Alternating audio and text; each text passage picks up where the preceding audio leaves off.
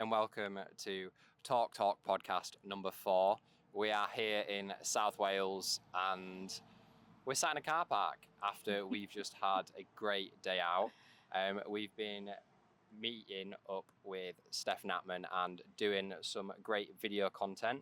So we've got Steph to do a bit of a podcast with us. Do you want to go ahead and introduce yourself? Tell us a little bit about who you are and what you do? Yeah, sure. Thanks, Cav. I'm Steph Knapman. I'm a trail runner. I've been trail running in this space for about 5 years. I do a range of distances. I do 25Ks up to 250K.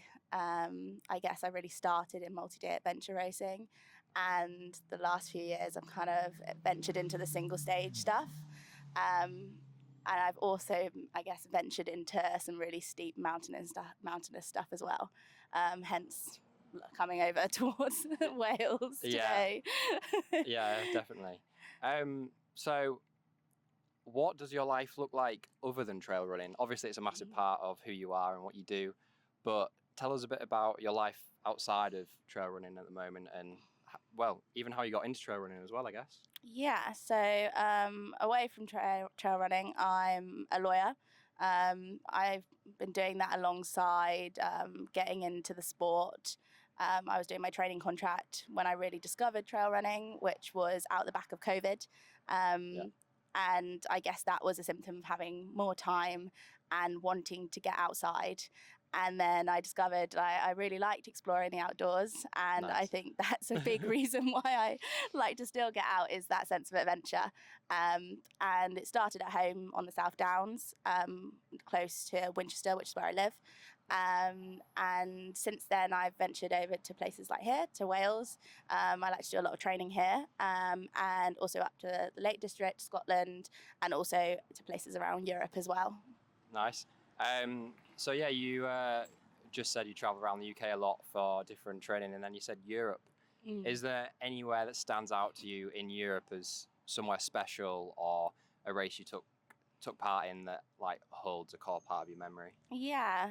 I think a place that I am very drawn to is the Pyrenees. I did a race there 2 years ago called Val d'Aran, which is it's a 100K distance, but it goes all the way around the mountains around a town called Viella, which is in the Aran Valley, which is super duper wild, really steep. I think it was the first taste of like really long mountainous climbs where you're going up for like hours and hours and down just as long the other side. It was super tough. It was a complete baptism of fire into, I guess, the long distance single stage stuff, sort of being out on foot for like 15, 16 hours at a time. And since then, I went back last year, did a race in Andorra, again, exploring sort of Pyrenees mountains. And I think I will probably end up going back there multiple times in the future. Yeah, I don't blame you at all. I've never been to Andorra personally, but I know quite a few people who live there and they absolutely rave about it. It is supposed to be an awesome place. You said about the mountainous race being a baptism of fire. I'm assuming that was the first mountainous race you did, the one in the Pyrenees. Yeah, that was the first one I did sort of away from the UK, and like the climbs are obviously in like the Alps in the Pyrenees, which is so long, and also there was the added complication in those kind of places of having altitude, which is something I hadn't experienced before. I've since had a good taste of it, and it's definitely a challenging factor in these races that I do, but I just can't help but go back because of the views. Yeah, I can imagine. So you said baptism of fire. Do you want to give us a little bit of insight into the experiences that you might not necessarily have expected, or I'm assuming something went wrong in some capacity with it being the first one on a baptism of fire? Do you want to tell us a bit more? I think I always say, like, with these distances, like, the longer you are out, the higher the risk there is of something going wrong. And on that one, I definitely learned a few important lessons. I think the first one was just like better admin going into these races. So like having in your drop bag like a change of socks, a change of shoes, like really being on it with things like your nutrition and when you're taking certain things at certain times. I think that could have been a lot better, and the races going like last year, I definitely focused on that for each of my events. I became a bit of a spreadsheet queen, which I think is something I really enjoy now. And also it was the weather that actually wasn't very good on that one. So we had thunderstorms about 90k in, and that meant we were locked down in one of the aid stations for a couple of hours. Oh, wow. Before being sent out the other end to do a vertical kilometre for the final stretch, which wasn't the kindest car. It was, it was quite cruel. But yeah, I think it was probably one of those moments that I really didn't want to continue, because you had that like time to realize how much your legs were hurting and just how far you had come already. And I guess you were gaining consciousness a little bit after being in that like bubble and that space for so long. And yeah, I came out the other side and was like, oh yeah, okay, I pulled myself out of that hole, and like, what else can I do? Yeah, it's absolutely awesome. I got loads of questions buzzing around my head, but you've just said about pulling yourself out of the hole. Is there ever been a point for you during your trail running where you've questioned whether it's for you? Or have you firmly been falling in love with it ever since you started? It's one of those things that I think at the time it really sucks sometimes. Yeah. Like, you're like, why did I sign up to this? This is really like challenging. It's hurting a lot. I'm not sure if I can do this, but you ride this wave, this crazy wave that when you can like ride it out, you come out the other side and you're like, actually, I just overcame something I didn't think I could do. Yeah. And that's quite a special thing. It's like one of those things that sucks in the moment, but afterwards you're like, oh, that wasn't that bad. Yeah. Loads of type 2 fun. Absolutely. Something you as well mentioned about your life outside of trail running is about you being a lawyer. I know a little bit about the training process of being a lawyer and how intense it can be.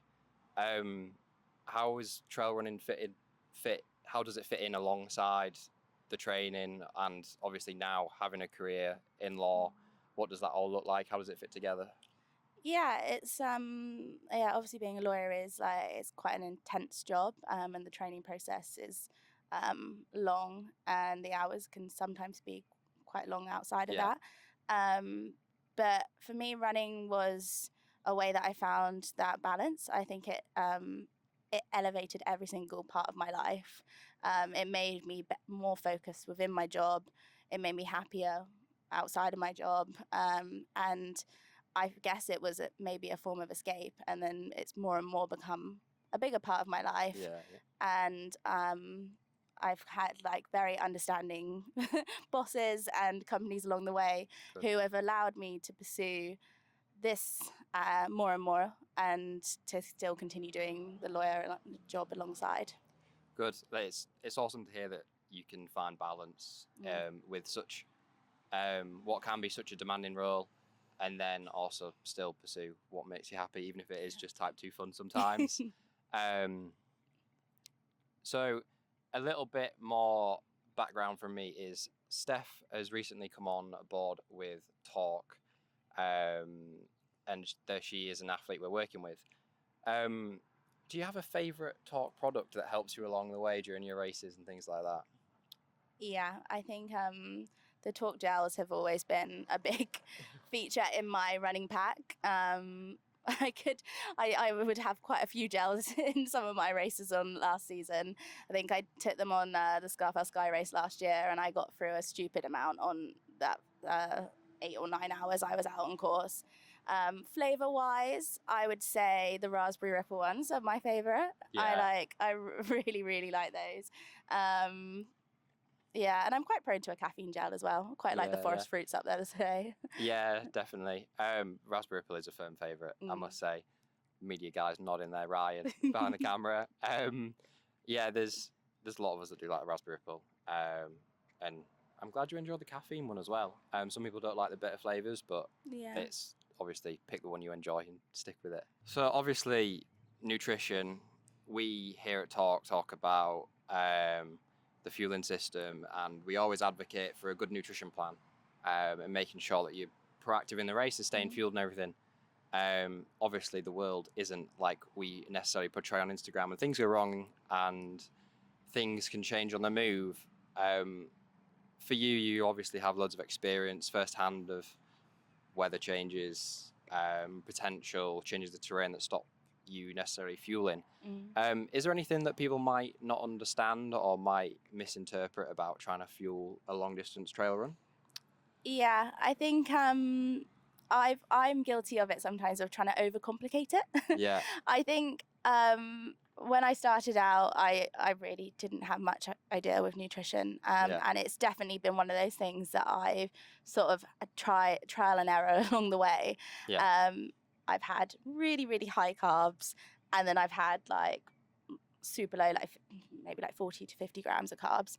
I've kind of settled somewhere in the middle now, with like what works for me being about 70 to 80 grams of carbs an hour. Yeah. And just getting my salts on board as well. That's something that I've really tried to prioritize, especially on the longer distance when I'm going into like potentially sort of 10 to 12 hours on a race. Yeah. And sometimes in some very hot countries where I'm going to be losing a lot more sweat. Yeah.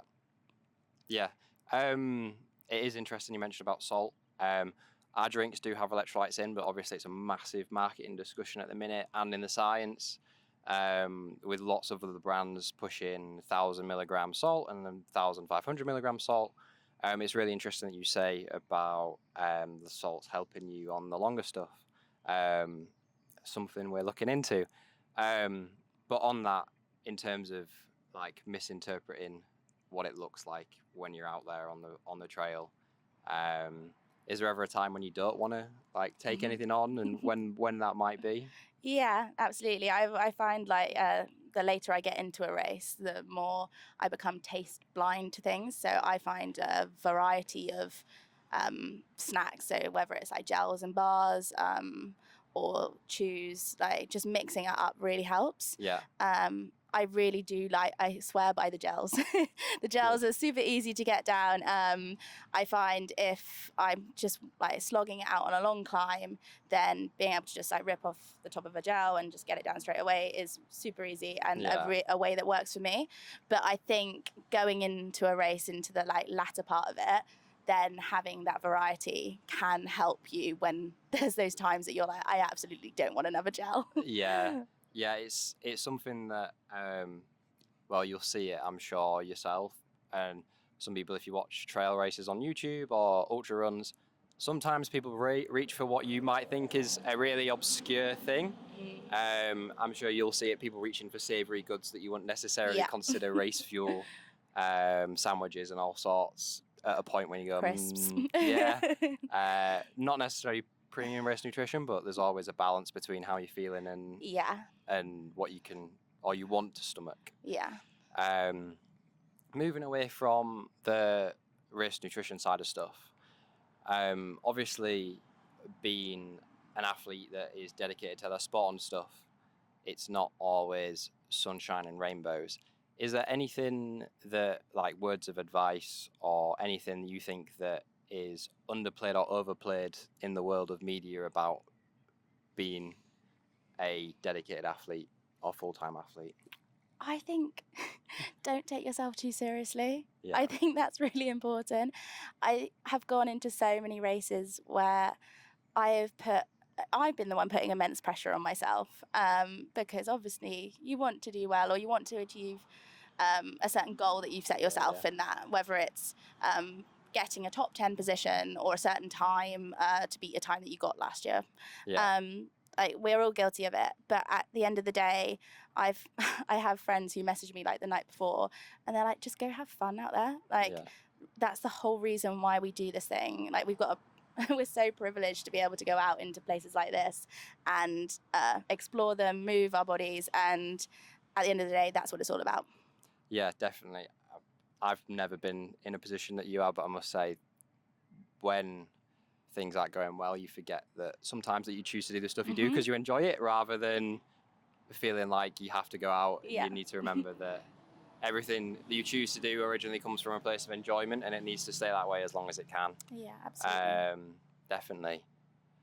On a slightly different note, did you ever think you'd be a trail runner? Well, if you had asked me that like 6 years ago, I wouldn't have been like, trail running? What's that? No. It's this world that I think exists underground. Like, it's becoming more and more in the media. Yeah. The running in general has grown like exponentially, hasn't it, over the last few years? Yeah. And I think trail running will continue on that trend. And the more sort of money there is getting behind races, Yeah.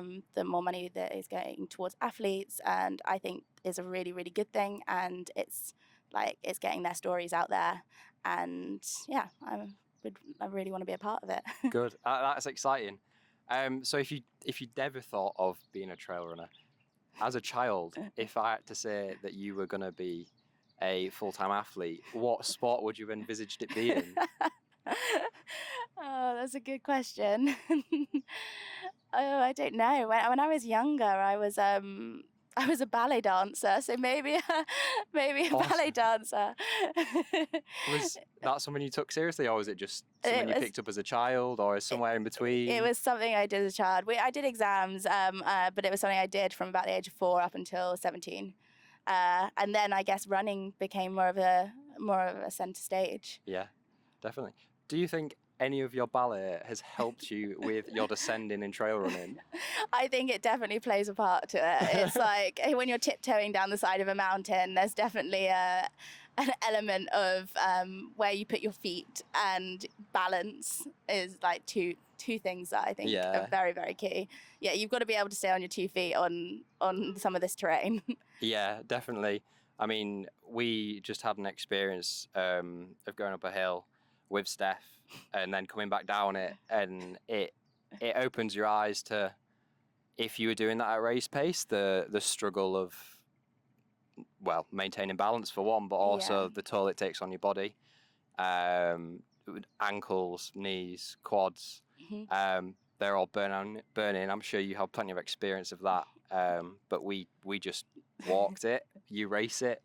It's much more intense. And yeah, I can imagine it definitely having a supportive role in how good you are. Yeah, I think fitness is like one of the things here, but also like having the strong legs to go up and come down. I think coming down is a hard part. Yeah.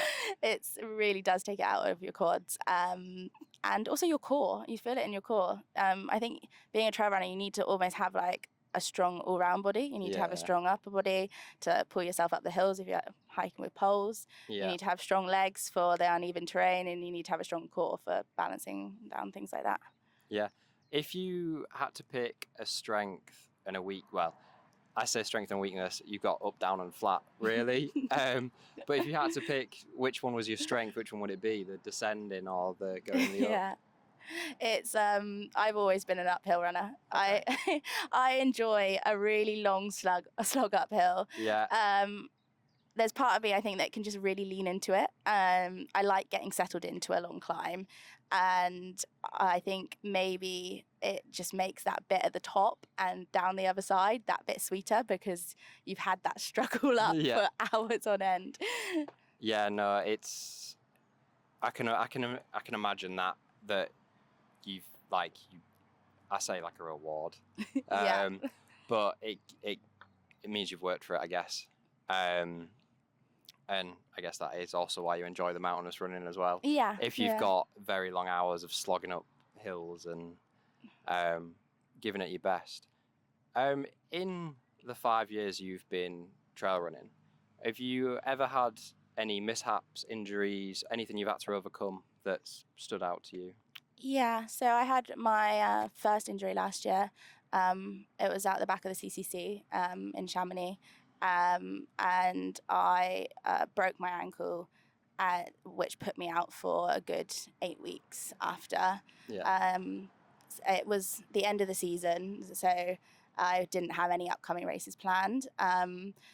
It was quite a tricky time. It was the first time I had to deal with an injury. Yeah. I'm a person who likes to naturally, like all us trail runners, just be outside, on the go, moving all the time. So actually having to stop and listen to my body Yeah. and take that time to get back to full strength was it was a learning experience. I think it was a lesson in patience. Yeah, it's for me and my family. I like the addition of the family there. Yeah, it's something that a little nod to everyone here, but it's something that as an athlete you don't necessarily realize, but the way you are and like how much you do and everything, you've got a group of support around you. Yeah. I couldn't imagine how difficult it would be trying to be an athlete as an individual. And sometimes when stuff's not going well, it's not going well for everyone, because obviously everyone wants the best for you that supports you. And if things aren't going well, it's not just yourself that is impacted. So thank you to all the family, friends, and everyone out there that supports athletes and deals with the ups and downs, because it wouldn't be possible without a lot of them. No, absolutely. Moving on to something that you might not necessarily have an easy answer to.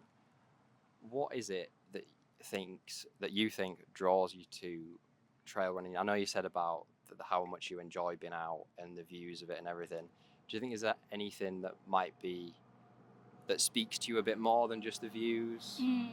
Yeah, so I think I started in multi-stage racing, and a big part of why I love that so much was the community element. Yeah. I did 2-day events to 5-day events, and often they were in different countries. So I've done them in Jordan, Tanzania, Azores, Scotland, and you have like a camp element to those races where you'd do the races in the day, and then in the evening you'd come back, sort of reset in a camp, and then do the next stage. Yeah.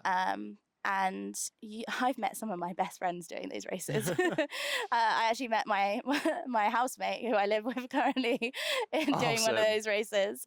Nice. I think you build bonds for life, Yeah. and that community element is carried through the last 5 years. Like, there is a great community that I connect with online, in person, who will suggest going on training runs together, doing races together, going to events. It's a really special, tight-knit group of people in this space, and I think that's something that makes it really unique. Good. For anyone that loved what they just heard, do you have any advice for anyone getting into trail running, but more specifically ultra trail running as well? Yeah, just start. Like, start before you feel ready. Because I when I was going along to my first ultra trail run, it was up in Scotland. It was a 2-day event, and I was terrified. I was so daunted by the distance. Yeah. The terrain wasn't anything like I'd ever run before. Yeah. It was a new company I hadn't run with. It was a new group of people. There was just so many different factors that just made me feel very uncomfortable. And I also didn't know if I was going to be able to finish it. But you've just got to go, give it a try. And I met an amazing group of people. I showed myself I could do something really tough. And then within a week after, I'd sign up for a 5-day event in Tanzania the next year. So it's crazy, and if I didn't do that event, I honestly do not think it would have led to any of the opportunities that I've had across the last few years. So it's a really good thing to just go out and give it a go, because you have no idea what will happen afterwards. That's absolutely awesome. I didn't realise that it was such a quick turnaround from your first race, how quickly you booked the Tanzania. Yeah. It's definitely type 2 fun if you've gone from not sure if you'll finish it to dipping both feet in at the deep end again. Yeah, exactly. There's a big snowball effect here. It's like a slippery slope. As soon as you start, you'll end up signing up for some crazy stuff. I guess it's all life experience as well. Like all these little things, like you said about community and stuff. something I find so beautiful about sport is that while certain sports can attract like certain types of people or whatever else, generally in sport you get people from all over, different walks of life, different parts of the country, different countries, eccentrics, introverts, everything. You get everyone at sport, and it's such a wild place because you meet so many different people, and everyone is always so welcoming. Generally at sports events, because there's like everyone wants to be there, everyone wants to either race or finish the challenge, and there's always that sense of camaraderie, irrelevant whoever it is that's been involved. Absolutely. I think sport is a wonderful place to bring people together. I think alongside that, like the events I've done, there's an element of like experiencing the culture of a place and like going and standing in places where not many people have actually stood before. I think trail running takes you to some really unique spots where you wouldn't see if you weren't running a 100k race around a mountain range.